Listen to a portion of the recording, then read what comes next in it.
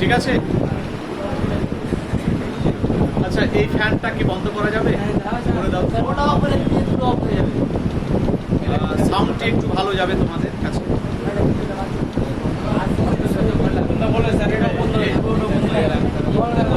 আমরা বাতাস পেয়ে যাবো ওখান থেকে, কারণ এই ফ্যানের যা সাউন্ড হচ্ছে, তাই না? একটু এ করে নাও, এইটা এইটা অত অসুবিধা হবে না আমাদের বাতাস। আমি তো এ করছি, যেহেতু কণ্ঠস্বরটি যাতে তোমাদের প্রত্যেকের কাছে পৌঁছে যায়। দেখো, আমাদের আজকের যে আলোচ্য কবিতা তার নাম হচ্ছে নুন, তাই না? কার লেখা? আচ্ছা, জয় গোস্বামীর এই নুন কবিতার সঙ্গে তোমরা কি জয় গোস্বামীর কোন কবিতা মাধ্যমিকে পড়েছো? কি ছিল? অস্ত্রের বিরুদ্ধে, মনে আছে? সেখানে কি বলা হয়েছিল? যে অস্ত্র ফেলো, অস্ত্র রাখো পায়ে, তাই তো? কারণ অস্ত্র হচ্ছে ধ্বংসের প্রতীক, তার স্থান কখনো মাথায় হতে পারে না। তার স্থান মাথায় হবে যা সৌন্দর্যের প্রতীক বা যা সৃষ্টির প্রতীক, তাই না? আমরা জানি যে এই যে নুন কবিতা, এই নুন কবিতা, নুন কি বলতো? নুন হচ্ছে খাবারের একটা উপকরণ। আমরা যদি সহজ ভাষায় বুঝতে চাই যে নুন হচ্ছে খাবারের হচ্ছে একটা উপকরণ, তাই না? দেখবে আমাদের অনেক সময় যে যদি কিছু একটু পয়সা হয়ে যায়, ছোট থেকে গরিব থেকে একটু বড় লোক হয়ে গেলাম, তখন আর নুন বলি না, লবণ বলি অনেক ক্ষেত্রে। অথচ সারা জীবন কি বলে মানুষ হলাম? নুন বলে। আবার দেখবে আর একটু যদি পয়সা টাইলস ফাইলস পয়সা বাড়ি বাড়ি হয়ে যায়, তখন আবার আমরা লবণও বলি না, সেখান থেকে সল্ট বলতে শুরু করি। এই সল্টটা করে নুন আর বলি না, কারণ মানুষ সম্মানে লাগে। কিন্তু মনে রাখবে, আমাদের আজকের যে আলোচ্য কবিতা তার নাম নুন কেন হলো, লবণ কেন হলো না? হতে তো পারতো যে স্যার কবিতার নাম লবণ কেন হলো না। দেখো, আমাদের এই কবিতায় বোঝানো হচ্ছে এটাই, কবি জানিয়েছেন এটাই, যে সাধারণ মানুষের কথা গুরুত্ব পেয়েছে, যারা গরিব শ্রেণীর মানুষ, যারা অসহায়, তাদের কথা গুরুত্ব পেয়েছে আমাদের এই নুন কবিতায়। আচ্ছা, গরিব শ্রেণীর মানুষরা লবণ কথাটা বেশি ব্যবহার করে না নুন কথাটা বেশি ব্যবহার করে? সেই জন্য কবিতাটির নাম কি রাখা হয়েছে? নুন, তাই তো? এবারে আমরা এই কবিতাটির যে উৎস তোমরা জানো, কবিতাটি নেওয়া হচ্ছে ভুতুম ভগবান বলে একটা কাব্যগ্রন্থ আছে, সে ভুতুম ভগবান থেকে এই কবিতাটি নেওয়া হয়েছে জয় গোস্বামীর, তাই না? এবার আমরা কবিতাটি পুরোটাই আলোচনা করব, প্রত্যেকটা লাইনের মানে জেনে নেব। তোমাদের বলে রাখি, যদি কথাগুলো মনোযোগ দিয়ে শুনতে পারো তাহলে নোট পড়ার কোনো দরকার হবে না, নোট কেনারও কোনো দরকার হবে না। যারা কিনে নিয়েছো সেটা আলাদা কথা, নোটও কিনতে হবে না। শুধু আমাদের কথাগুলো শোনো, ক্লাসগুলো করো। আমরা প্রশ্নের তিনটে ধরন নিয়ে আমরা আলোচনা করব। একটি হচ্ছে এমসিকিউ, আর একটি হচ্ছে এসএকিউ, আর একটি হচ্ছে মাঝে বড়। 5-12টা আমরা তৈরি করে নেব নিজের মতো করে, ঠিক আছে? এবারে আমি একজনকে বলবো পাঠ করতে কবিতাটি। কে পড়বে বলো? পড়ো পড়ো, দুটো করে লাইন পড়বে।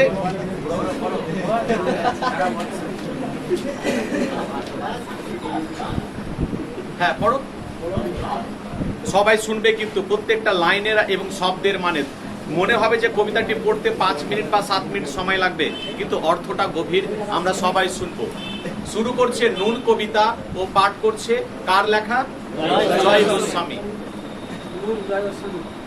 আমরা তো অল্প খুশি, কিভাবে দুঃখ করে। ঠিক একটা করে লাইন এগোবো। হ্যাঁ, একটা করে লাইনের অর্থটা গভীর। দেখো, মনে হয় যে ছোট্ট একটা লাইন, কিন্তু লাইনের অর্থটা কিভাবে যাচ্ছে শোনো। আমরা তো অল্পে খুশি। আমরা কারা? সাধারণ গরিব শ্রেণীর মানুষ বা গরিব শ্রেণীর মানুষদের বোঝানো হয়েছে আমরা বলতে। আমরা তো অল্পে খুশি, আমরা বলতে কারা জানলাম? সাধারণ গরিব শ্রেণীর মানুষেরা অল্পে খুশি নিয়ে। আচ্ছা, সাধারণ গরিব শ্রেণীর মানুষদের বেশি কিছু চাইতে হয়? অল্প কিছু নিয়েই ওরা বলে আমাদের দেওয়ালের বাড়ি আছে, না টালের বাড়ি আছে, না খড়ের বাড়ি আছে, এটা আমাদের ঠিক আছে। কারণ আমি যদি বলি যে খড়ের বাড়ি নিয়ে বা টালির বাড়ি নিয়ে, আমি যদি বলি 4 তলা বাড়ি, সামনে একটা 4 চাকা থাকবে, তাহলে কি হবে? কি হবে? দুঃখ করে। আমরা তো অল্পে খুশি, আমাদের দেওয়ালের বাড়ি আছে, আমাদের খড়ের বাড়ি আছে, আমাদের টালের বাড়ি আছে, এই বাড়ি নিয়ে আমরা কি আছি? খুশি আছি। কি হবে? দুঃখ করে। কারণ বেশি চাইতে গেলে কি পেতে হবে? আমরা যদি আমাদের সামর্থ্য অনুযায়ী, সাধ্য অনুযায়ী তার বাইরে চাইতে যাই, আমার ধরো ইনকাম হচ্ছে মাসে 5,000 টাকা, আর আমি যদি বলি বাড়ির সামনে একটা 4 চাকা থাকবে, কুলাবে? হবে? মানাবে? কখনো হবে না। কারণ 2 দিন দেখানো যাবে শখটা, কিন্তু 3 দিনের দিন পূরণ হবে না। সেই জন্য গরিব শ্রেণীর সাধারণ মানুষেরা কি বলছেন? গরিব শ্রেণীর সাধারণ মানুষেরা, আমরা বলতে গরিব শ্রেণীর সাধারণ মানুষ বলছেন, আমরা তো অল্পে খুশি, আমাদের যা কিছু আছে সেটা নিয়ে আমরা কি আছি? খুশি আছে। কারণ বেশি চাইতে গেলে কি পেতে হবে? দুঃখ পেতে হবে। প্রথম লাইনের মানেটা বুঝতে পেরেছো সবাই? গরিব শ্রেণীর সাধারণ মানুষেরা বলছেন, আমরা অল্পে খুশি, আমাদের যা কিছু আছে, আমাদের এই একটা সাধারণ ঘর, একটা টালির বাড়ি, একটা টিনের বাড়ি, এটা নিয়ে আমরা কি আছি? খুশি আছি। কি হবে দুঃখ করে? কারণ বেশি চাইতে গেলে আমাদের কি পেতে হবে? দুঃখ পেতে হবে। পরের লাইনটি, আমাদের দিন চলে যায় সাধারণত ভাত কাপড়ে।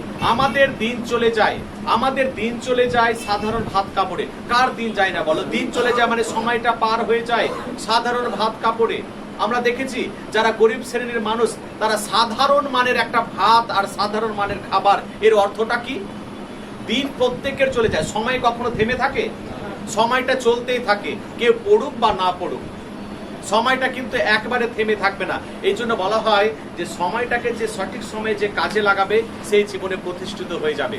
আমরা তোমাদের বয়সে দেখবে অনেকেই বাড়িতে বসে মোবাইল নিয়ে ব্যস্ত হয়ে আছে, বাড়িতে বসে জীবনটাকে অন্যভাবে, একবারে সকাল 10টার সময় ঘুমিয়ে উঠলো আর তোমরা 7টা থেকে এসে 8টা থেকে এসে ক্লাস করছো। জীবনটা এরকম নয়। কারণ কষ্টের বা কঠোর পরিশ্রম করছো, তার মূল্য একদিকে যাবে। আর কেউ 10টার সময় ঘুমিয়ে উঠে মোবাইলটা হাতে নিয়ে উঠবে, তার জীবনটা একরকম কখনো কাটতে পারে না। তারও সময় কাটছে, তোমাদেরও সময় কাটছে। এখানে কি বলা হচ্ছে? যে আমাদের দিন চলে যায়। আমাদের বলতে কাদের? গরিব শ্রেণীর মানুষদের দিন চলে যায়, সময়টা কেটে যায় সাধারণ ভাত কাপড়ে। সাধারণ ভাত কাপড় কথার অর্থ কি? দেখো, যারা গরিব শ্রেণীর মানুষ, তারা সাধারণ মানের একটা খাবার খেয়ে, ভাত, তাই না, সাধারণ মানের একটা খাবার খেয়ে, আমরা তাদেরকে কখনো বলতে শুনি না গরিবদের যে আজকে একবারে বাঁশকাঠি রাইসের বা চাল খাবো 50 টাকা কেজি। তারা বলে? তারা বলে এই ক টাকা কেজি? 25 টাকা 30 টাকা কেজি যে রেশনের দোকানের চালটা দেয়, সেটা খেয়ে তাদের দিন কাটে না। কিন্তু যারা বড় লোক, তারা বলে আমার না বাঁশকাঠি চাল না হলে চলেই না, আমি একবারে মিহি মিহি ধানের একবারে পাতলা সরু চালটা আমি ভাত না খেলে আমার ভেতরে ঢোকেই না। কারা বলে এই কথা? কারা বলে? বড় লোকেরা বলে। যারা বড় লোক তারা বলে। কিন্তু গরিব শ্রেণীর মানুষদের সাধারণ মানের একটা খাবার খেয়ে সময় কেটে যায়। চালটা হতে হবে যে একবারে 50 টাকা কেজি। তারা পারবে থামতে? তাদের সামর্থ্য অনুযায়ী তারা পোষাবে তাদের? কিন্তু গরিব শ্রেণীর মানুষদের আমরা দেখেছি সাধারণ মানের খাবার খেয়ে তাদের সময়টা কেটে যায়। সাধারণ মানের ভাত কাপড়ে, কাপড় কথাটা যুক্ত আছে এখানে। আমরা গরিবদের দেখেছি যে রাস্তাঘাটে আমরা দেখতে গিয়ে দেখেছি যে ফুটপাতে যে দোকানগুলো থাকে, সেখানে গরিব শ্রেণীর মানুষ একটা ফুটপাতে কম দামে পাওয়া যায়, সেখান থেকে দামাদামি করে সেখান থেকে সস্তা কাপড়টা নিয়ে নেয়। কিন্তু বড় লোকদের আমরা দেখেছি যে একটা কাপড় কিনতে যাবে, একবারে জামার কাপড় নেবে রেমন্ড ছাড়া কিনবেই না। বিমলের কাপড় কিনবে না, এটা সুতির তো, এটা এই তো, মানে একবারে ব্র্যান্ডেড দোকানে গিয়ে একবারে বাটার জুতোটা এটা খাদিমসের তো। কিন্তু গরিবদের দেখো ফুটপাতে দোকানে গিয়ে একটা সাধারণ মানের একটা খাবার খায় ওরা, সব থেকে সস্তা জিনিসটা তারা কিনে। এবং আমরা দেখেছি যে কাপড়, সেই কাপড়টাও আমরা দেখেছি যে ফুটপাতের যে দোকানগুলো, সেখানে বড় লোকদের কখনো ভিড় করতে দেখেছো? যারা গরিব শ্রেণীর মানুষ তারাই সাধারণত সেখানে ভিড় করে। আমরা দুটো লাইনের মানে কি পেলাম? একবারে সহজ ভাষায় কবিতা বুঝতে শেখো। নোট পড়তে গেলে কিন্তু জীবনটাই চলে যাবে, সারা জীবন নিজেকে কিছু মনে হবে না যে নোটই পড়ে গেলাম। একবারে নোট পড়া থেকে যদি দূরে থাকতে হয়, তাহলে কথাগুলো শোনো ভালো করে, এই কথাগুলো পরীক্ষা লিখতে হবে। আমরা দুটো লাইনের মানে এটাই পেলাম যে গরিব শ্রেণীর মানুষদের অল্প কিছু, যা কিছু আছে সেটা নিয়ে তাদের সন্তুষ্ট থাকতে হয়। আর বেশি কিছু চাইতে গেলে, আমি মানেটা বলে দিলাম কিভাবে চাওয়া, বেশি কিছু চাইতে গেলে তাদের কি পেতে হবে? দুঃখ পেতে হবে। সেই জন্য তারা বলে যে আমাদের যা আছে সেটা নিয়ে আমরা কি সন্তুষ্ট, খুশি আছি। আমাদের দিন চলে যায়, গরিবদের দিন চলে যায়, সময়টি পার হয়ে যাচ্ছে সাধারণ মানের একটা খাবার খেয়ে, সাধারণ মানের একটা পোশাক পরে। তাই তো? দুটো লাইনের মানে সবাই বুঝতে পেরেছো? বসে যাও, আরেকজনকে নেবো পেছনে। হ্যাঁ, পরের দুটো লাইন।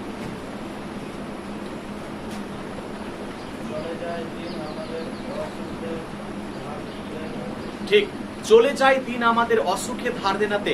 দিন চলে যায় মানে সময়টি পার হয়ে যায়। অসুখে ধার দেনাতে। আমরা দেখেছি যারা গরিব শ্রেণীর মানুষ তাদের পরিবারে কি অসুখ হয় না? গরিব বলে তাদের পরিবারে কি অসুখ হয় না? অনেক সময় জ্বর হয়, অনেক সময় আরো কোনো অসুখ হয়, তখন দেখা যায় তারা ঔষধের দোকানে পর্যন্ত, মেডিসিনের দোকানে পর্যন্ত কি করে? ধার দেনা করে। দাদা আজকে তো টাকা হলো না। আচ্ছা, কেন তারা ধার দেনা করে?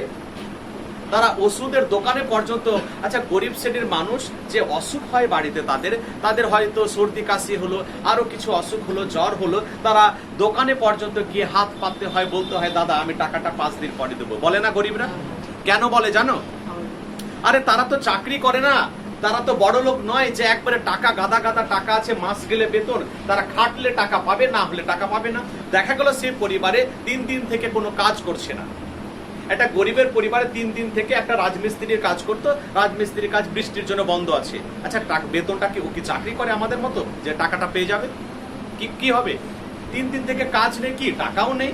এবার বাড়িতে সেই সময় দেখা গেল যে বাড়িতে কেউ অসুস্থ হলো, তাহলে কি করতে হবে? সেই ওষুধের দোকানে পর্যন্ত কি করতে হয়? তাদেরকে ধার দেনা করতে হয়। দাদা টাকাটা আমি 5 দিন পরে দেবো। তাহলে গরিবদের পরিবারের জীবনটা কতটাই কষ্ট করে কাটে দেখো। পরের লাইনে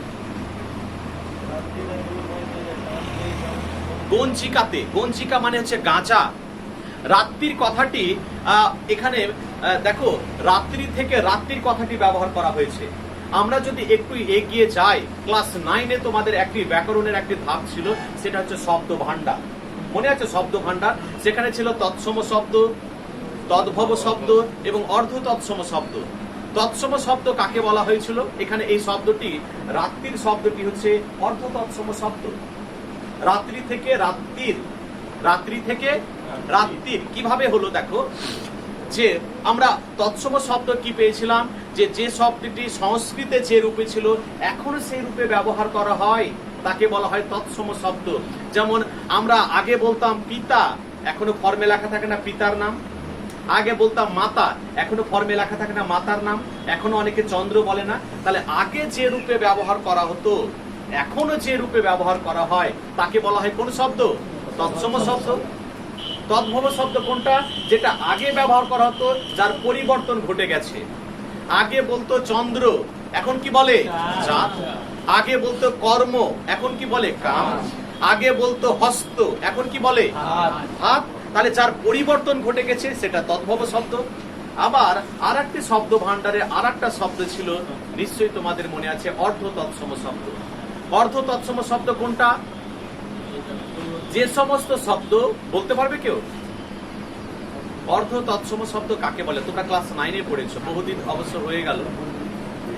অর্ধ তৎসম শব্দ কোনটা? অর্ধ তৎসম শব্দ হলো যেসব শব্দ লোকের মুখে উচ্চারণ করতে গিয়ে কিছুটা বিকৃত হয়ে গেছে। কি হয়ে গেছে? বিকৃত।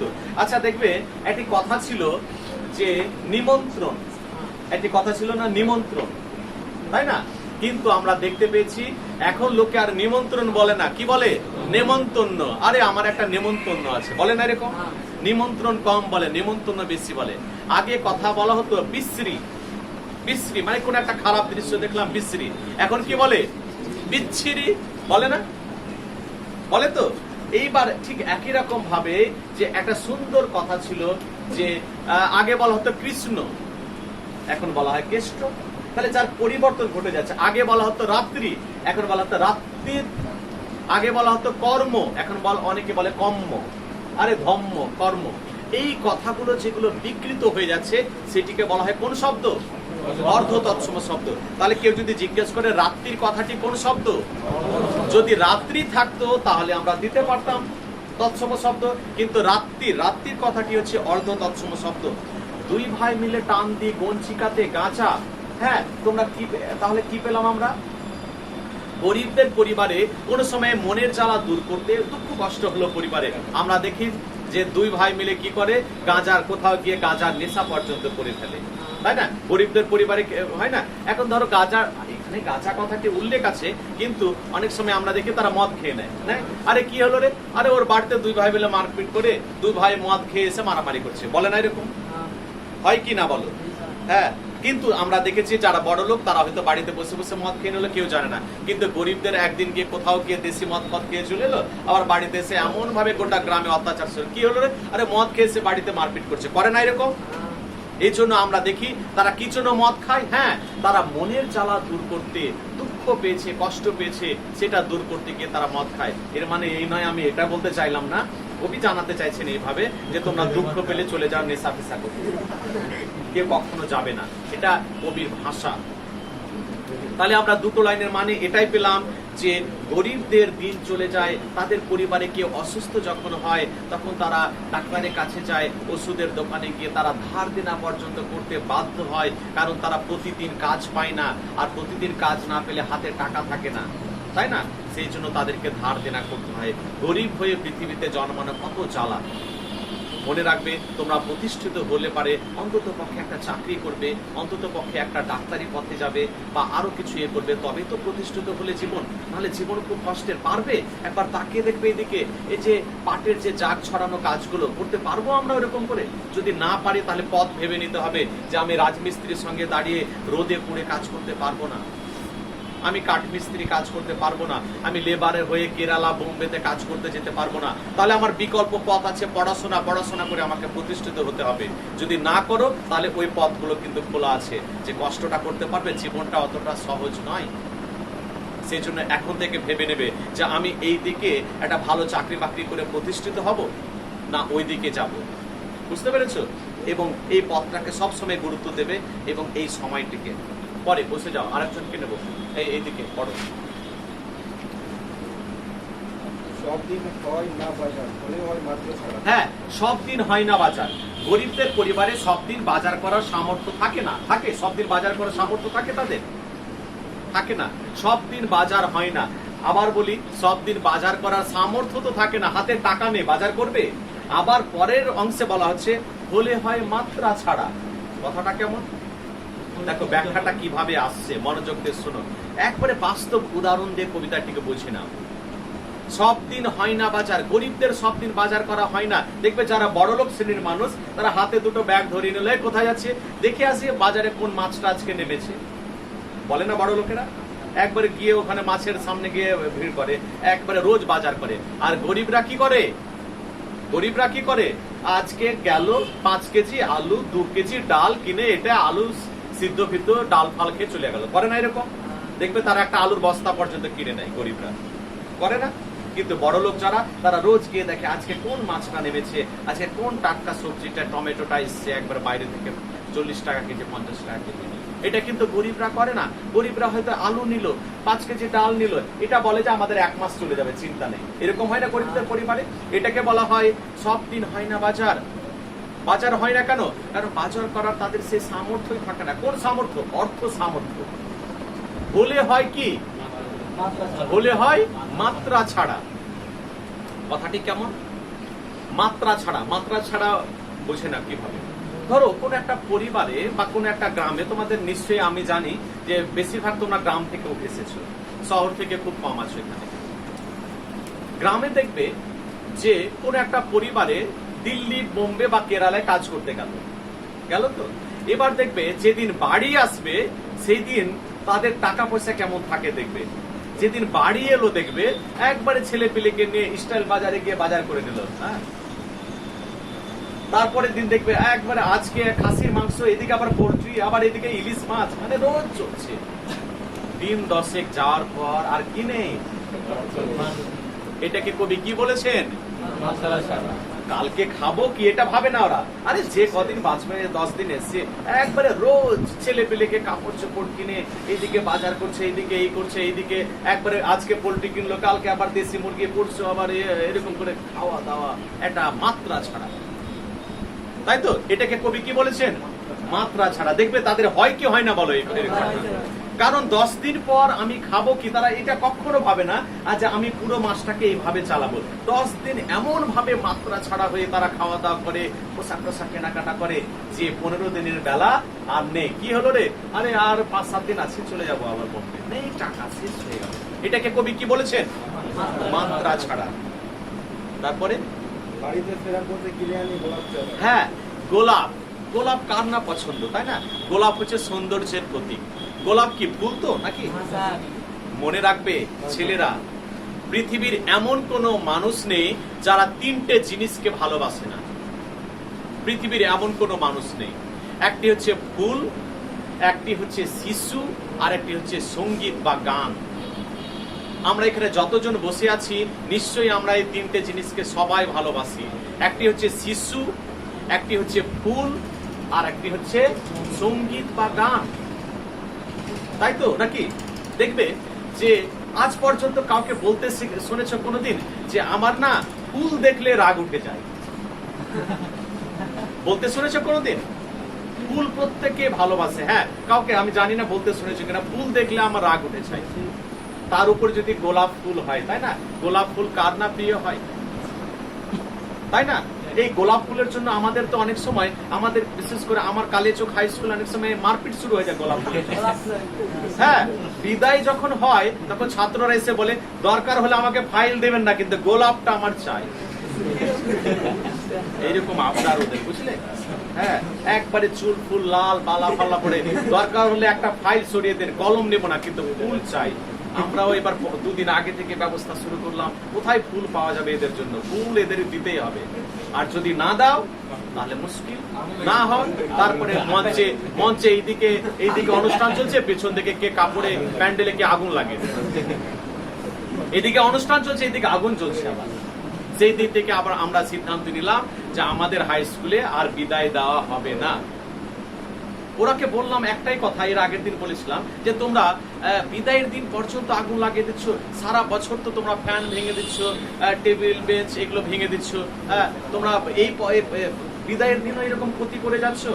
তো উত্তর আসছে একটি যে স্যার এটাই তো শেষ দিন, আর তো পাবো না আসতে, না ভাঙচুর করার ক্ষতি করার তো এটাই শেষ দিন। বোঝাবে কে বলো?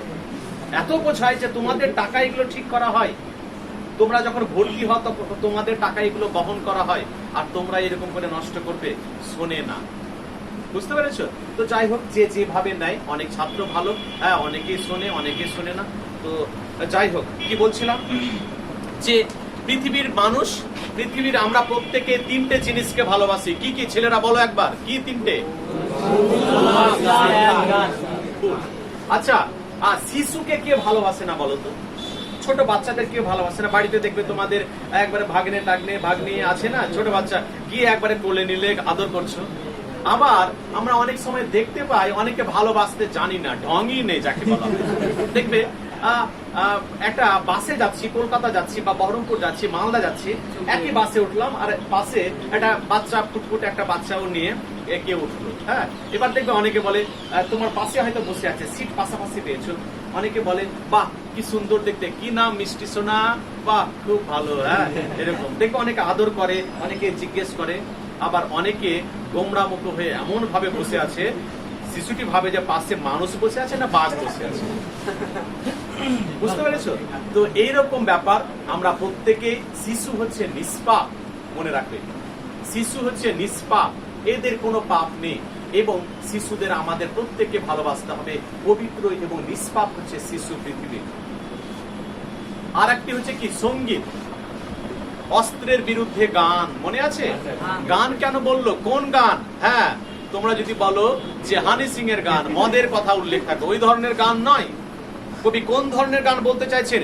যে গান মানুষকে শান্তি দেবে, যে গান আমাদের সমাজের মধ্যে ধর্মে ধর্মে ভেদাভেদ দূর করবে, হিন্দু মুসলিম নিয়ে মাতামাতি দূর করবে, সেই ধরনের গানের কথা কবি বলেছেন। এবং আমরাও জানি কোন ধরনের গান, যে ধরনের গান মানুষকে শান্তি দেয়, সেই ধরনের গান আমাদের বেশি পছন্দ করা উচিত।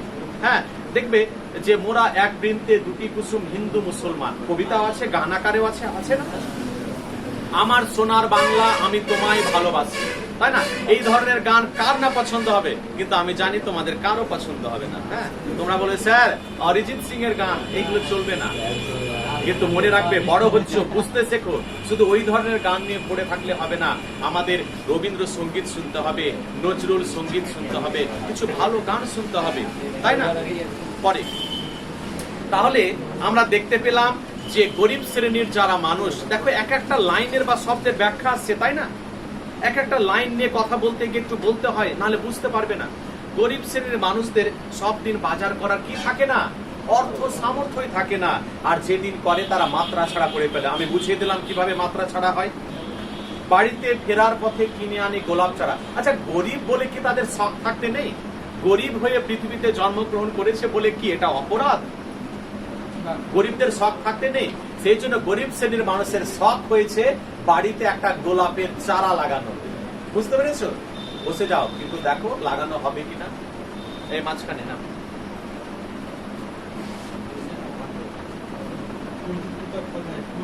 কিন্তু দেখে পড়ো, উঠবো কোথায়? ভুল কি হবে তাতে, সে অনেক পরের কথা, টান দি গঞ্জিকাতে। গঞ্জিকা মানে রাজা। কিন্তু পুতবো কোথায়? গরিব হয়ে পৃথিবীতে আসার কত জ্বালা। গরিবদের শখ হলো কি বাড়িতে একটা গোলাপের চারা লাগানোর, কিন্তু বলছে জায়গা নেই, পুতবো কোথায়? গরিবদের পরিবারে দেখবে যে 1 কাঠা জায়গা, 1.5 কাঠা জায়গা, পাশে আবার ভাই, তারপরে একটা করে ঘর ভাগে পেয়েছে, বারান্দাও নেই, বারান্দার মধ্যে রান্নাঘর। হয় না এরকম? হয় কি না বলো? এইটুকু জায়গা, তার মধ্যে 3 ভাই, আবার একটা একটা করে ভাগ হয়ে গেছে, আলাদা হয়ে গেছে। তার সঙ্গে আবার এখানে রান্নাঘর, এখানে এখানে ফের আবার 3টে ছেলে, ঘর নেই, 2টো ঘর নেই, তাই না? গরিবদের। আর বড় লোকদের দেখবে বিশাল একটা জায়গা, 1 বিঘা জায়গা, এখানে ফুলের গাছ, এখানে এই গাছ, তারাই করতে পারে। এখানে মারুতি থাকবে, 4 চাকা থাকবে। কিন্তু পুতবো কোথায়? গরিব শ্রেণীর মানুষের শখ হয়েছে বাড়িতে কি করার? গোলাপ চারা লাগানো। কিন্তু পোতার মতো সেই গাছটিকে, চারাটিকে যে লাগাবে তার মতো কি নেই? জায়গা নেই। আবার জায়গা তো নেই, তারপরে ভাবছে ফুল কি হবে তাতে।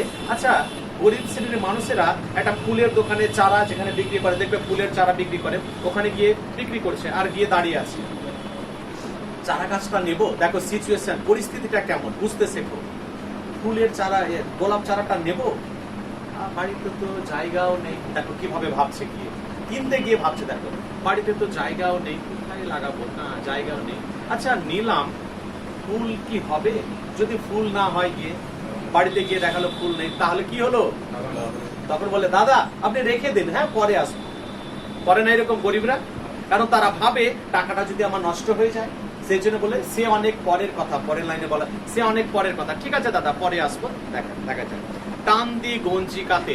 যাই হোক, আমরা দুঃখ কষ্ট পেলে আমরা কখনো কখনো গাঁজার নেশা পর্যন্ত করব বা করে থাকে। গরিব শ্রেণীর মানুষরা দেখবে বেশিরভাগ, অনেক ক্ষেত্রে আমরা দেখতে পাই যে তারা অনেক সময় মদের নেশা পর্যন্ত করে ফেলে। এখানে গাঁজা বলতে শুধু গাঁজা নেই, মদের নেশা করতে পারে। হয় না? গরিব শ্রেণীর মানুষেরা করে না? দেখবে একটা গ্রামের, ওই কি হলো রে, ওদের পরিবারে কিসের গন্ডগোল? আরে বাড়িতে এনে 2 ভাই একটু করে ওর ভাইটা একটু মদ খেয়ে চলে এসছে। করে না এরকম? এটাই আমরা বাস্তব সমাজে এই চিত্রটি দেখতে পাই। বসে যাও, পরে সামনে বেঁচে নাও। এই তোমরা বুঝতে পারছো তো লাইনটা? এই কবিতাটিকে এইভাবে বুঝে নাও, তবে 2-4টে লাইন, 2টো পাতা লিখে আসতে পারবে। নাহলে নোট করে মুখস্থ করে ব্রেনটাকে একবারে দরকার নেই, নিজের মতো করে বুঝে নাও। আমরা তো এটাই খুশি, বলার অধিককে চাই, এসে গেলে কষ্ট করে আমাদের দিন চলে যায়। হ্যাঁ, আমরা এতেই খুশি। আমাদের যা কিছু আছে, আমাদের 1 কাঠা জায়গা, আমাদের ছোট্ট একটি বাড়ি, আমাদের টিনের বাড়ি, টালের বাড়ি, যা আছে আমরা এতেই খুশি। আমরা এর থেকে অধিক বেশি কিছু কি করি? চাই না, চাইছি না। হেসে খেলে, কষ্ট করে, কখনো আমাদের পরিবারে দুঃখ আসবে, কখনো কষ্ট আসবে, এইভাবে আমাদের সময়টা কেটে যাবে। কারণ আমরা দেখেছি গরিবদের পরিবারে, আমরা দেখে থাকি গরিবদের পরিবারে যখন ঈদ হয় তখন আবার খুশি হয়, আবার যখন দুর্গাপূজা হয় তারা আনন্দে মেতে উঠে। কিন্তু আবার অনেক সময় দেখি বাড়িতে টাকা থাকে না, তখন বাড়িতে কষ্ট চলে। আবার একটু অসুখ হলে বা বাড়িতে কেউ বিপদে পড়লে তারা ঠিক মতো দাঁড়াতে পারে না, ডাক্তার দেখাতে পারে না, তাই না? তাহলে গরিবদের চলার পথে কি হয়? কখনো সুখ আসে, কখনো দুঃখ আসে। এইভাবে আমাদের সময়টি কি হয়? কেটে যায়, সময়টা পার হয়ে যায়।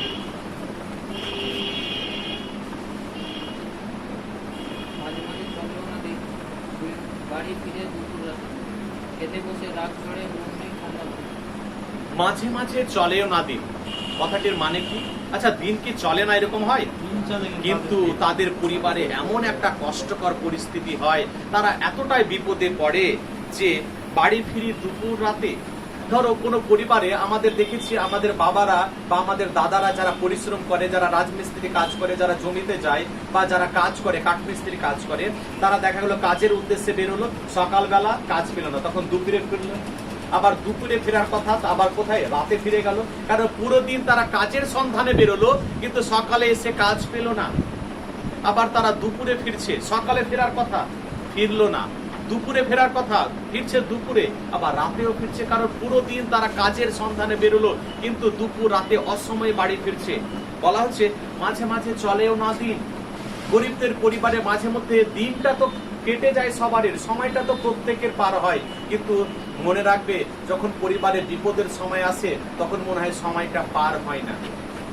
দেখবে একটা কয়েদি, যারা বন্দী, যারা জেলখানায় আছে, তারা বলে যে জেলখানায় আমরা সব সুখ পাই কিন্তু বাইরের জীবনটাকে দেখতে পাই না, এটাই হচ্ছে আমাদের সব থেকে বেশি কষ্ট। তোমাদের আমাদের যদি বলে যে একটা ঘরের মধ্যে 24 ঘন্টা কাটাতে আমরা পারবো বলো, তাহলে বাইরের জীবনটা দেখতে পাই না, এটা হচ্ছে সব থেকে কষ্টকর পরিস্থিতি। মাঝে মাঝে চলেও না দিন। এইভাবে গরিবদের পরিবারে কখনো বিপদ নেমে আসে, কখনো দুঃখ নেমে আসে, আর মনে হচ্ছে সময়টা আর কাটছে না, বিপদের সময়টা কখন কাটবে, তাই না? আমরা জানি সুখের সময়গুলো মানুষের কি হয়, তাড়াতাড়ি কেটে যায়, কিন্তু বিপদ আসলে মনে হয় সময়টা থমকে গেছে, সময়টা কি হয়, দুঃখের সময়টা খুব তাড়াতাড়ি পার হয় না। এবং কি বলা হয় যে তারা কাজের উদ্দেশ্যে বেরোলো, সকালে বাড়ি ফেরার কথা, ফিরছে দুপুরে, বিকেলে বাড়ি ফেরার কথা, কখন ফিরছে, রাতে ফিরছে। এভাবে অসময়ে সে বাড়ির কর্তা বলো, দাদা বলো, বাবা বলো, তার বাড়ি ফিরছে। পরের লাইনে খেতে বসে,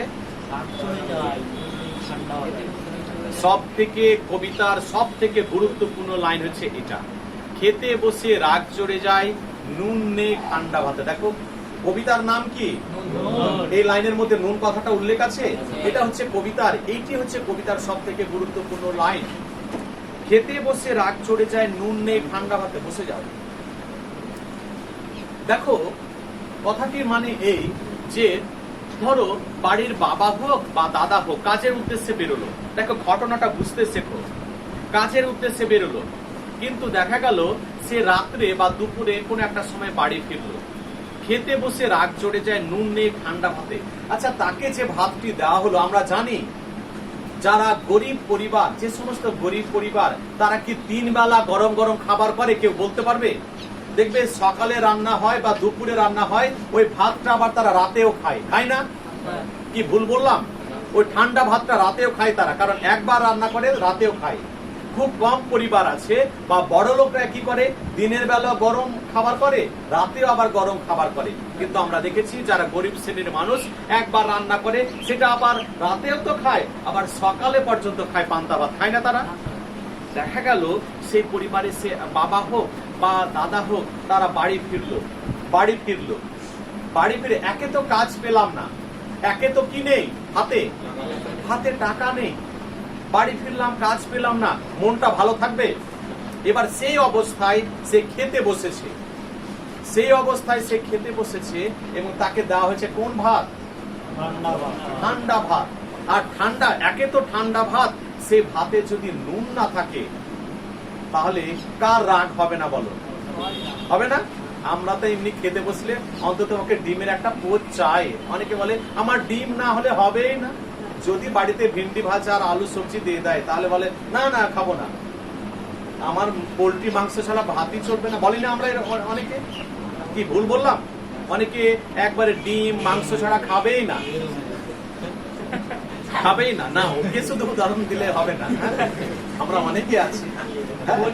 তো দেখা যাচ্ছে এটাই যে একে তো মন খারাপ, একে তো কাজ পায়নি, হাতে টাকা নেই, আর সেই অবস্থায় সেই পরিবারের লোকটি বাড়িতে খেতে বসেছে, একে তো ঠান্ডা ভাত, তার উপর নুন নেই। নুন নেই মানে কি? ঘটনাটা কেমন দেখো, বাড়ি ফিরলো, বাড়ি ফিরে খেতে বসলো, তাই তো? বাড়ি ফিরে পরবর্তী পরিস্থিতি যদি সবকিছু ঠিকঠাক থাকে, হ্যাঁ, তাহলে তোমাদের এই কবিতা দিয়ে একটা ছোট্ট একটা নাটক করাবো অনুষ্ঠানে, বুঝলে? এই কবিতাতে কি তোমরা অভিনয় ভালোবাসো? পরবর্তীতে যদি থাকে, অনেকগুলোই করাই, এখানে গার্লসে করাই, ওখানে করাই, এখানেও হয়। পরবর্তী সব ঠিকঠাক থাকলে এই কবিতার উপর একটা নাটক আমরা তৈরি করবো। তো এই যে পরিবারের লোকটি ধরো বাবা বা দাদা বাড়িতে ফিরলো, দেখো ঘটনাটা দেখে নাও, পরিস্থিতিটা কেমন হয়েছে দেখো। বাবা বা দাদা বাড়িতে ফিরলো, বাড়িতে ফিরে দেখা গেল যে ঠান্ডা ভাত দিয়েছে, নুন নেই। কেমন কথা, ভাত দিল, এবার বললো যে ভাত দিয়েছে ঠান্ডা ভাত অথচ নুন নেই। বললো এই নুন কই রে? তখন বললো যে কই, টাকা তো দাওনি, বাড়িতে টাকা দিয়েছো সকালে এসে যে একটা নুনের প্যাকেট কিনবো বা নুন কিনবো। তখন ও রেগে গেল, রেগে যায়, তাই না, দেখাচ্ছে না, রেগে যায়। দেখো খেতে বসে রাগ চড়ে যায়, নুন নেই ঠান্ডা ভাতে, রাগ চড়ে গেল। হ্যাঁ, একটা নুনের প্যাকেটের ব্যবস্থা করতে পারে না, ছেলেকে গাল দিচ্ছে, রাম কি করছে, রহিম কি করছে, হ্যাঁ একটা নুনের প্যাকেট করতে পারে না, রেগে গেল না যে একটা নুন। কারণ এমন কোন পরিবার নেই যে নুন পর্যন্ত বাড়িতে থাকবে না। নুন হচ্ছে খাবারের একটা সামান্য উপকরণ। কোন পরিবার আছে যে নুন থাকবে না? কিন্তু গরিবদের পরিবারের অবস্থাটা বোঝাতে গিয়ে কবি তুলে ধরেছে নুনের কথা, যে এমন একটা সময় হয়, এমন একটা দুঃখের পরিস্থিতি হয়, সেই পরিবারে কি থাকে না, নুন পর্যন্ত থাকে না। তখন ভাই ভাই, হ্যাঁ তুই কি করছিলিস, ছেলেকে রেগে গেল, তুই কি একটা নুন নিয়ে আসতে পারিস নি, নুন নেই তো নেই, রাগারাগি শুরু হয়ে গেল বাপ বেটা ভাই ভাইয়ের মধ্যে, তাই না? এরকম পরিস্থিতি হয়ে যায় না? পরে আরেকজন পড়বে, পড়ো। রাগ চড়ে মাথায় আমার, আমি তার মাথায় চড়ি। পড়ো। বাপ বেটা দু ভাই মিলে সারা পাড়া মাথায় করি। হ্যাঁ, রাগ চড়ে মাথায় আমার। দেখো তোমাদের কাজ হলো মনোযোগ দিয়ে শোনা। আমরা যতটা পারবো একবারে বলার চেষ্টা করবো যাতে শেষ পর্যন্ত ছেলেটি শুনতে পায়। রাগ চড়ে মাথায় আমার, আমি তার মাথায় চড়ি। মানে কি, রাগ চড়তে দেখেছো, মই ফই নিয়ে রাগ উঠে গেল, এরকম ব্যাপারটা অনেকে বলে থাকে।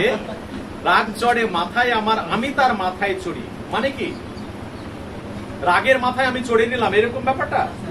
রাগের মাধ্যমে কি করি, রাগ চড়ে দেখবো অনেকে বলে এই আমার মাথায় রাগ উঠাস না, রাগ চড়াস না, নাহলে আমি শেষ করে দেবো, বলে না এরকম। ওদের আবার রাগ দেখবে অনেক আছে তোমরা, যে মুহূর্তের মধ্যে 2 মিনিটের মধ্যে রেগে যায়। রাগতে অনেকের সময় লাগে না, দেখবে কোথাও একটা চোর ফোর ধরলো, গিয়ে মারতে শুরু করে দিল একজন।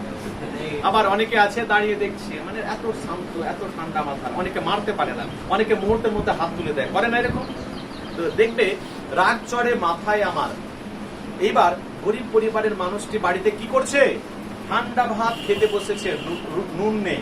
এবার মাথায় রাগ উঠে গেছে, কি নুন নেই, এই নেই। হ্যাঁ, এবার রাগ আমি তার মাথায় চড়ি, মানে কি আমি রাগের মাধ্যমে কি করছি দেখে না, বাপ বেটা 2 ভাই মিলে সারা পাড়া মাথায় করি। সারা মানে কি, সারা পাড়া মানে কি, পুরো গ্রাম। বাপ বেটা, আচ্ছা গরিবদের পরিবারে বাপ বেটা থাকে না? বাবা হয়তো ছেলেকে বলছে কি করছিস, একটা নুন ব্যবস্থা করতে পারছিস, খাচ্ছে দাচ্ছে, শুধু ঘুরে বেড়াচ্ছিস, শুধু বাইকে টোটো করে বেড়াচ্ছিস, বলে না এরকম। আবার বাপ বেটার মধ্যে ঝগড়া শুরু হয়ে গেল, ভাই ভাইয়ের মধ্যে ঝগড়া, বাপ বেটা 2 ভাই থাকে, হ্যাঁ সব সময় তুই ক টাকা রোজগার করিস, রাগারাগি হয়ে যায় না, একটা নুনের ব্যবস্থা হয় না বাড়িতে। এইভাবে দুটো পরিবারে, এই পরিবারটার মধ্যে কি হয়ে যায়, রাগারাগি হয়ে যায়। এবং সেই রাগারাগিটা, আচ্ছা জোরে যদি চিৎকার করে রাগারাগি, এই তুই এরকম করছিস, রাগারাগিকে আস্তে আস্তে হয় না জোরে জোরে হয়? এবার সেই পরিবারের রাগটা সারা গ্রামে, সারা পাড়া মাথায় করি, সারা গ্রামে কি হয়, ছড়িয়ে পড়ে, তাই না?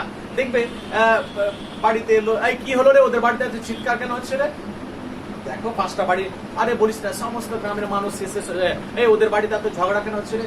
আরে বলিস না, অমুকের বাবা বাড়িতে এলো আর খেতে বসেছে, ঠান্ডা ভাত দিয়েছে, ভাতে নুন নেই, সেই জন্য বাপ বেটা ভাই ভাই মিলে ঝগড়া শুরু হয়ে গেছে, করে না এরকম? এটাই হচ্ছে বাস্তব পরিস্থিতি গরিবদের পরিবারের, যা জয় গোস্বামী আমাদের কবিতায় তুলে ধরেছেন। জানি না বোঝাতে তোমাদের পারছি কিনা, চেষ্টা করছি।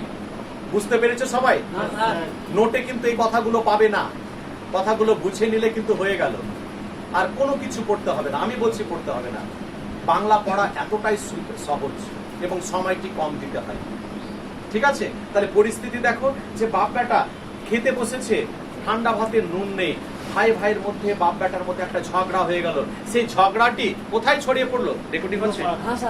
সেই ঝগড়াটি কোথায় ছড়িয়ে পড়লো, সারা গ্রামে। সারা গ্রামের মানুষের কি হলো রে, ওরে তোদের পরিবারের, এইভাবে একটা গন্ডগোল, অশান্তি তাদের পরিবারের মধ্যে ছড়িয়ে পড়লো। পরের দুটো লাইন আছে, কে পড়বে বলো? ছেলেরা শুনতে পাচ্ছ পেছনে, মাঝখানে পড়বে, এই পড়ো। তোমাকে সবাই ভালোবাসে, দেখো সবাই আমরা খুব ভালোবাসি। হ্যাঁ, তো গরিব তো কার্তা দেখি, আমরা তো সামান্য লোক, হ্যাঁ আমাদের আমাদের শুকানো ভাতে লবণের ব্যবস্থা। লবণের ব্যবস্থা হোক। বাস। বসে যাও। করি তো কার তাতে কি, শুনে নাও, করি তো কার তাতে কি মানে কি? আমরা আমাদের পরিবারে মারামারি করি আর ঝগড়া করি, তাতে কার তাতে কি এসে যায়? পাশের বড় লোকটা এসে বলে, এই কি নে, নুন নেই, ধর এক প্যাকেট নুন নে, বলে এরকম? আমাদের গরিবের পরিবারে আমরা মারামারি করি আর আমরা কাটাকাটি করি আর আমরা অশান্তি করি আর আমরা ঝগড়াই করি। করি তো কার তাতে কি? আমাদের জন্য কেউ ভাবে না, কারো কিছু এসে যায় না। আমরা তো সামান্য লোক, গরিবদের পরিবার। গরিবরা কি হয়? সামান্য লোক, তারা সাধারণ লোক। কি অসাধারণ লোক হয়? তারা বড় লোক হয়? গরিবরা হচ্ছে সামান্য লোক।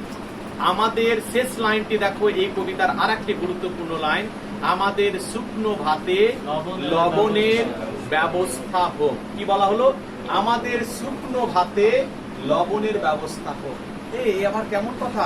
শেষের কবিতার লাইনে গিয়ে লবণ কথা কেন বললেন? কেন নুনের ব্যবস্থা হোক কেন বললেন না? বড় হয়ে গেছে। এখন বড় হয়ে গেছে। হ্যাঁ?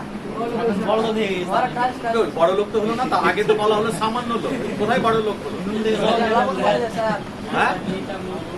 লবণ বলে দিয়েছে। শোনো শোনো, শুনি, বলো।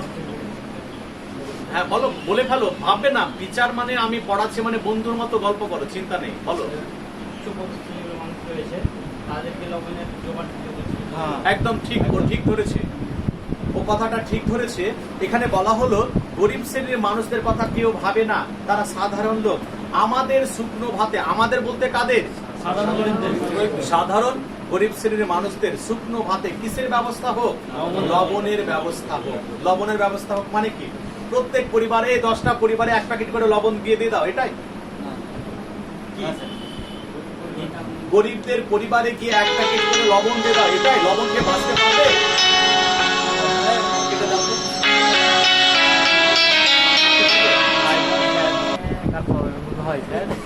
হ্যাঁ, কেটেছে? ভিডিও রেকর্ডিং হচ্ছে? আচ্ছা, কি বলা হলো? কি বলা হলো? যে আমাদের শুকনো ভাতে লবণের ব্যবস্থা হোক। শুকনো ভাত, দেখো এর আগে বলা হচ্ছে যে নুনে ঠান্ডা ভাতে, এর আগে বলা হলো ঠান্ডা ভাতে। শুকনো ভাতে এই নয় যে গরম গরম 1 কেজি করে ভাত দিয়ে দাও আর 1 প্যাকেট করে লবণ দিয়ে দাও, প্রত্যেক পরিবারে দূর হয়ে গেল। না, কবি কিন্তু এটা বলতে চাইলেন না। কবি কি বলতে চাইলেন? কবি এটা বলতে চাইলেন, আমাদের শুকনো ভাতে যারা গরিব শ্রেণীর মানুষ, তারা যাতে ভালোভাবে খেয়ে পড়ে বাঁচতে পারে, তারা যাতে কাজ পেয়ে ভালোভাবে খেয়ে পড়ে বাঁচতে পারে, তার ব্যবস্থা করা হোক, তার ব্যবস্থা হোক। এবং লবণ কথাটা ও ঠিকই ধরেছে, শেষে লবণ কথাটা এই জন্য ব্যবহার করা হয়েছে, ধরো আমরা এই গরিবদের হয়ে কারো কাছে দাবি জানাবো, আমরা একটা অ্যাপ্লিকেশন দেব, ধরো ডিএম কে দেব বা মন্ত্রীকে দেব, তাহলে আমরা নুন কথাটা ব্যবহার করব। তারা নুন কথাটা বেশি বুঝবে না লবণ বুঝবে? এই জন্য বড় লোকদের সরকার পক্ষের কাছে জানাতে গিয়ে আমরা কোন কথাটা লিখবো? সেই জন্য কবি দাবি তুললেন, যারা গরিব শ্রেণীর মানুষ তারা যাতে, শুকনো ভাত বলতে গরম ভাত দিয়ে দিলাম আর 1 প্যাকেট লবণ দিলাম, এটা নয়। শুকনো ভাত বলতে কি পেলাম? গরিব শ্রেণীর মানুষেরা যাতে ভালোভাবে রোজগার করে খেয়ে পড়ে বাঁচতে পারে, তার ব্যবস্থা করা হোক। এই দাবি কবি কার কাছে রেখেছেন? করা হোক কার কাছে? সমাজের কাছে, বড় লোকদের কাছে, সরকারের কাছে, প্রশাসনের কাছে, তাই না? কি বুঝতে পেরেছে কবিতাটি? সবাই একবার এক ঝলক নিজের মতো করে দেখতে।